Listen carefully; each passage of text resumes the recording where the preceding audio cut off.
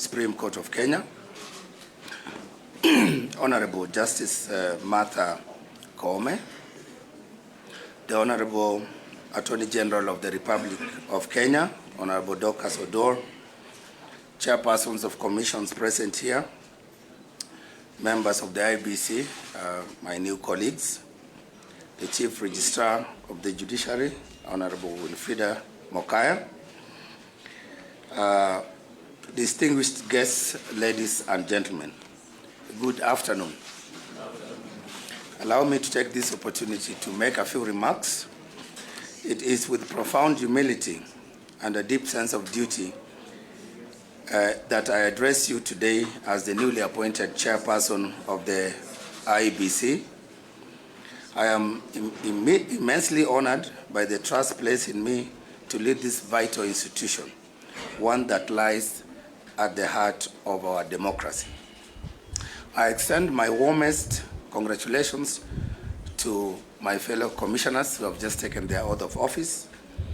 I know it has been a demanding journey, but that journey, however difficult it may have been, was merely to prepare us for the greater responsibilities that lie ahead.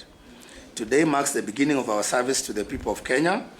We must approach this sacred duty, therefore, with the urgency and integrity and absolute commitment, guided by our Constitution and the laws of the Republic, but more importantly, guided by the expectations of every Kenyan.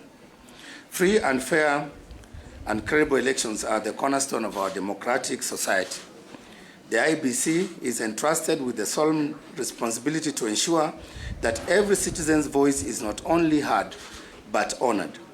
As Winston Churchill once said, the price of greatness is in responsibility. That responsibility now rests with us and with all Kenyans. I thank His Excellency the President, the Parliament, together with the Justice and Legal Affairs Committee, the selection panel, for taking us through that rigorous, open and transparent process that led to our eventual appointment. Lady Justice, I also would like to thank the Judiciary, the Chief Justice, for the commendable job they did in expediting the process of determining the matters that helped the process and for affirming the legality of our appointment.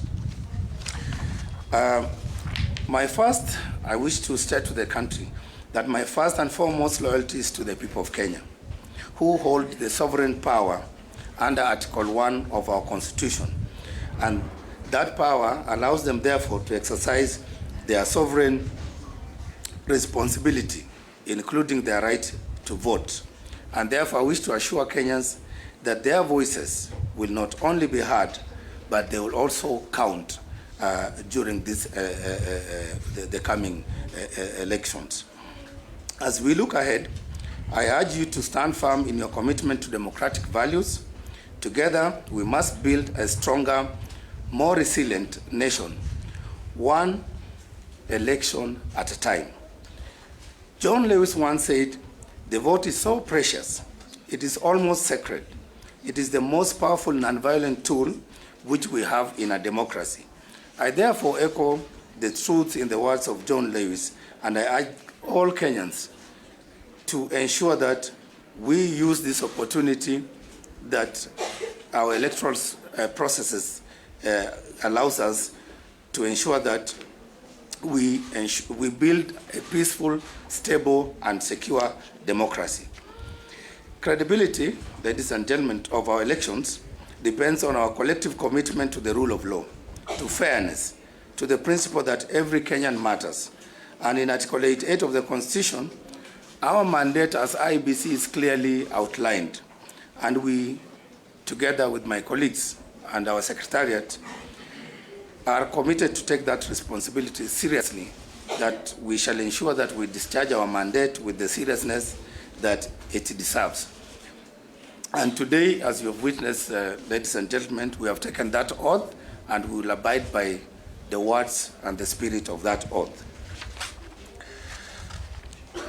In today's Kenya and the world, We are bound to face a lot of challenges because of today's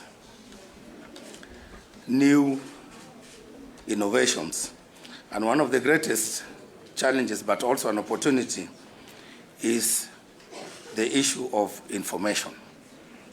As a commission, as we settle down to our work, we are bound to face a lot of challenges in misinformation, disinformation, and fake news.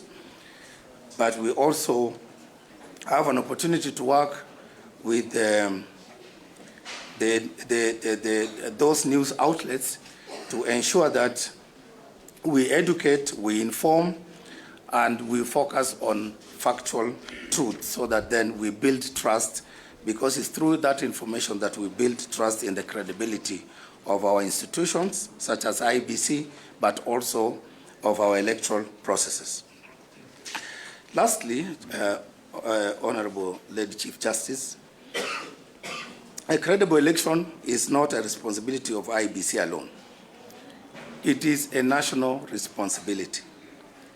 I therefore, as we work, as we settle down as the new IEBC, I therefore call upon all other institutions, all other stakeholders to support us and to work together in us cooperatively and collaboratively to ensure that as we plan for the by-elections and the next coming general elections, that we work together collectively because we have shared responsibility to ensure that we deliver on our mandate, which is to ensure peaceful, credible, transparent, and accountable electoral processes.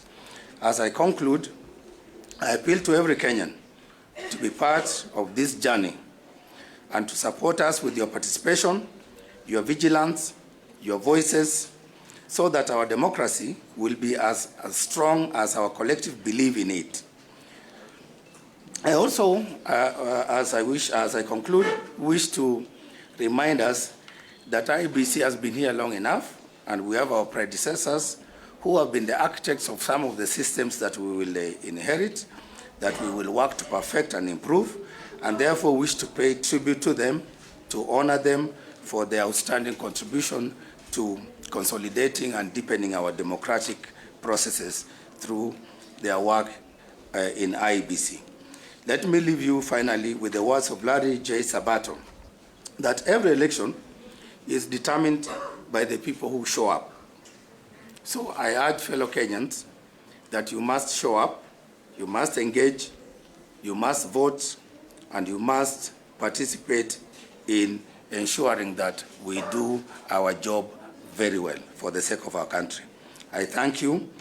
May God bless Kenya, and may God bless all of you. Thank you very much.